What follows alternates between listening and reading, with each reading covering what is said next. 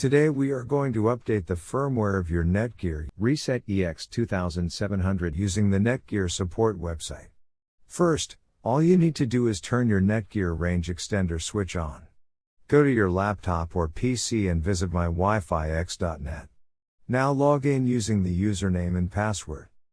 In case if you forget your username or password, then please get in touch with our support team. They will help you out to solve the issue.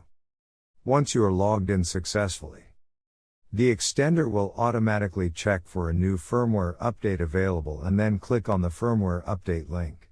Click yes to download and install the new firmware.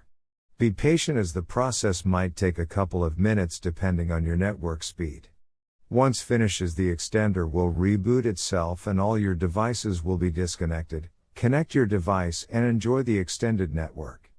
Return to my Wi-Fi EXT website and log in to make sure everything is working fine.